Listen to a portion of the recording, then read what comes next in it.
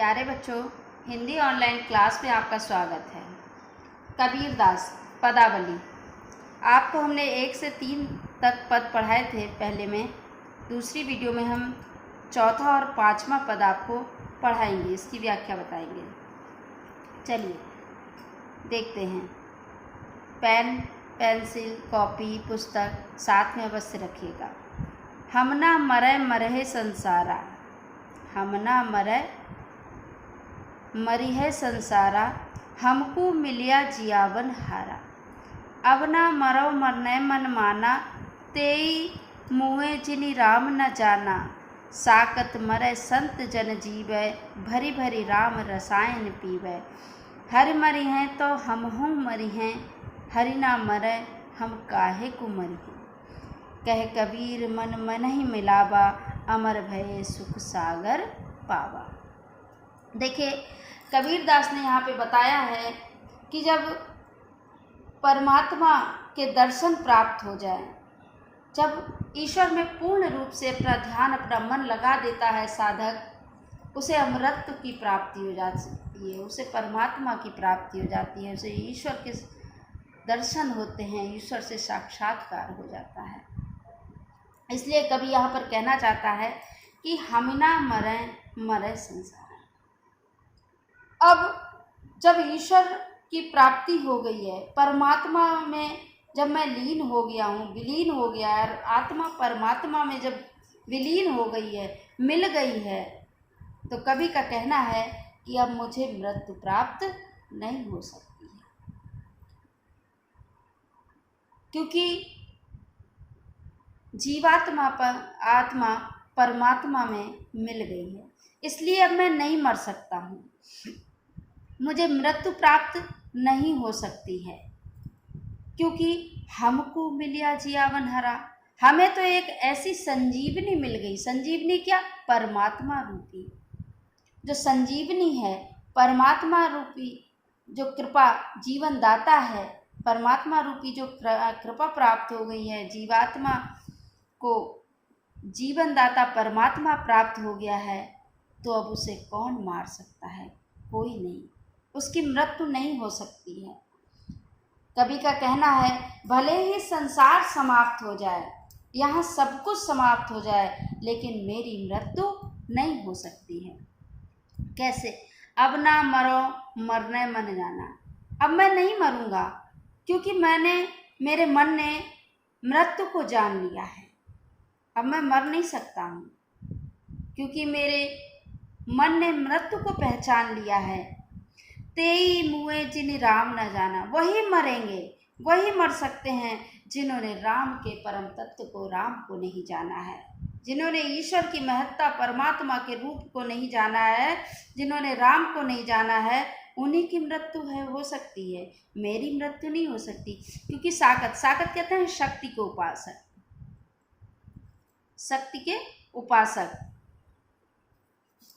कवि का कहना है कि जो शक्ति के उपासक हैं वही मरेंगे, जो शक्ति के उपासक हैं वही मरेंगे, किंतु जिन संतों ने परम तत्व को जान लिया है, जिन सज्जनों ने ईश्वर को जान लिया है, जो सज्जन परम तत्व को, परमात्मा को जानने वाले हैं, वो सदैव जीवित रहेंगे, उनकी मृत्यु कभी भी नहीं हो सकती है, क्योंकि भरी भरी राम रसायन पीवे। क्योंकि उन संत जनों ने भर भर के पात्र जो राम नाम रूपी रस का पान किया है। रसायन कहते हैं एक ऐसी औषधि जो अमृत को प्रदान करती है। तो कवि का कहना है, जिन्होंने भर भर पात्र राम नाम रूपी रसायन का पान किया है, जो पान करते हैं, उनकी मृत्यु नहीं हो सकती। तो कवि का कहना है, हरि मरी हैं तो हम हूँ मरी हैं। जिस दिन हरि की मृत्यु हो जाएगी, उसी दिन मेरी मृत्यु होगी, उससे पहले मेरी मृत्यु नहीं हो सकती है। मैं अमर हूँ, क्योंकि आत्मा परमात्मा में मिल गई है, आत्मा परमात्मा में मिल गया है, विलीन हो गया है, इसलिए अब उसकी मृत्यु नहीं होगी। हरि नाम मरे हम काहे को। जब हरि नहीं मरेगा, जब तक ईश्वर नहीं मरेगा, जब तक परमात्मा नहीं मरेगा, तो तब तक मैं क्यों मरूंगा, मेरी भी मृत्यु नहीं होगी। कहे कबीर मन मन ही मिलावा, अमर भय सुख सागर पावा। कबीर दास जी का कहना है कि मैंने परमात्मा के मन में अपने आप को मिला लिया है, परमात्मा में ही मैंने अपनी आत्मा को मिला दिया है, विलीन कर दिया है। इसलिए अब मेरी मृत्यु नहीं हो सकती है, क्योंकि अमर भय सुख सागर पावा। मैंने अमर होकर, अर्थात मेरी आत्मा ने अमर होकर सुख रूपी जो सागर है, सुख रूपी जो सागर है उसको प्राप्त कर लिया है। इसलिए अब मेरी आत्मा आनंद के उस सागर में डुबकी लगा रही है। अब परमात्मा से मिलकर उसी के रूप में परिवर्तित हो गई है, आनंद स्वरूप हो गई है। इसलिए अब मेरी मृत्यु भी नहीं हो सकती।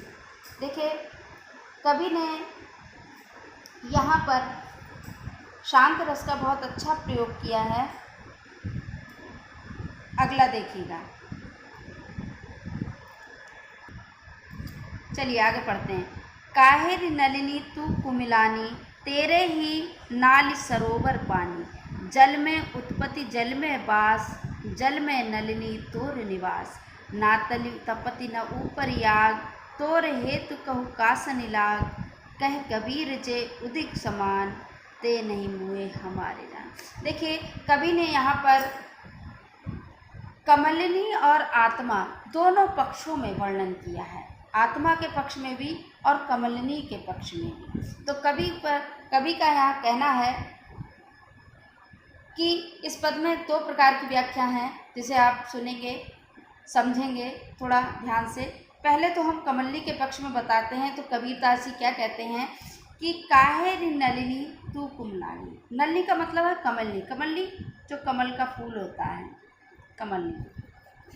कवि कहते हैं, हे कमलनी तू क्यों मुरझा रही। कुमलानी मतलब मुरझाना, मुरझाना, ठीक है। तो कवि यहाँ पर कहते हैं, कबीरदास जी कहते हैं कि हे कमलनी तू क्यों मुरझा रही है, क्यों दुखी हो रही है, क्यों परेशान है। क्योंकि तेरी जो नाल है, डंडी है, तेरे ही नाल सरोवर। नाली मतलब डंडी। कवि कहता है, कबीरदास जी कह रहे हैं कि तेरी जो नाल है, डंडी है, वो तो पानी में ही है, सरोवर में ही है। इसलिए तेरा कुमलाने का कारण क्या है। तालाब सरोवर में ही जल में डूबी हुई है, फिर भी तुम कुमला रही हो।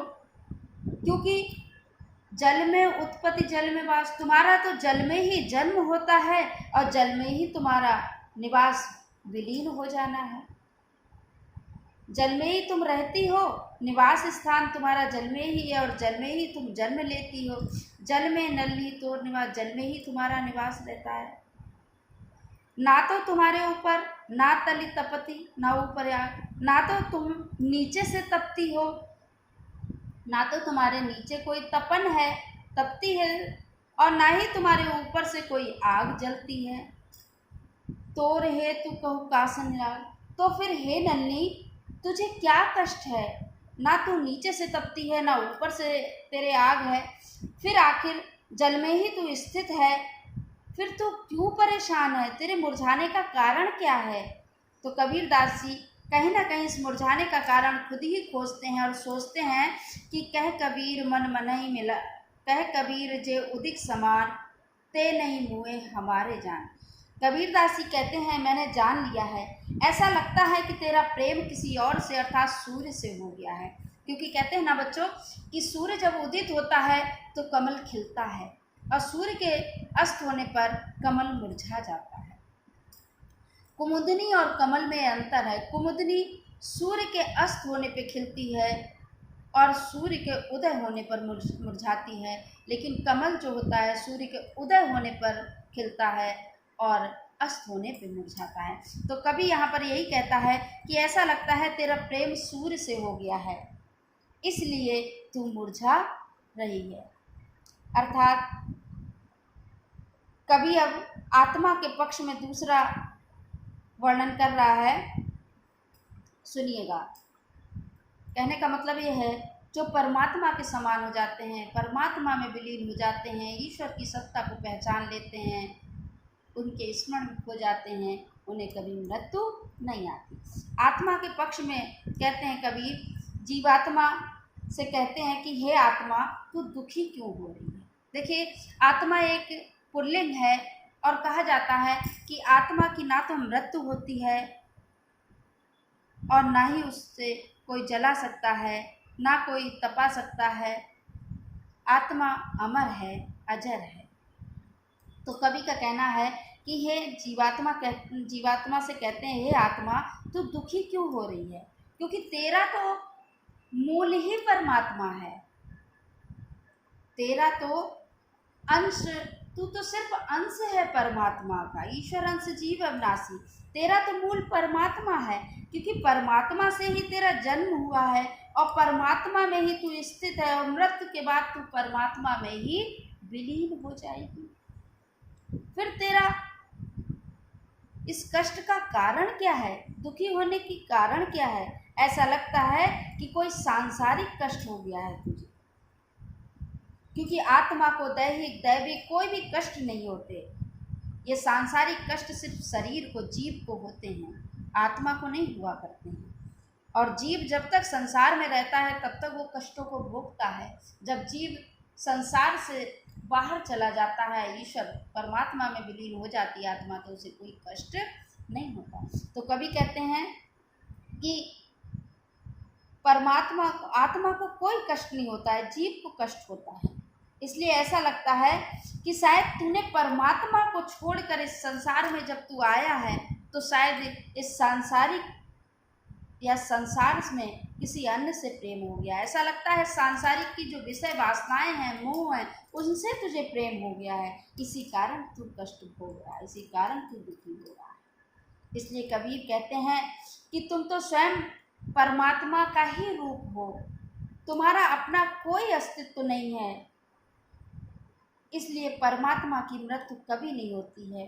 तुम परमात्मा का ध्यान करो, स्मरण करो, उसी में तुम्हारी भलाई है।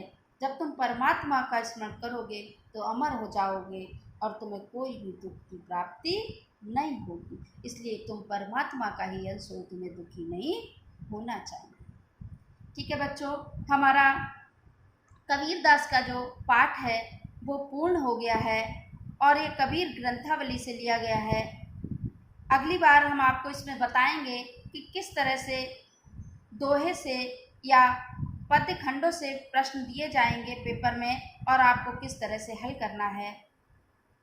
बस इसको आप अच्छे से सुनिए और ध्यान दीजिए, क्योंकि इसी में से प्रश्न पूछे जाएंगे।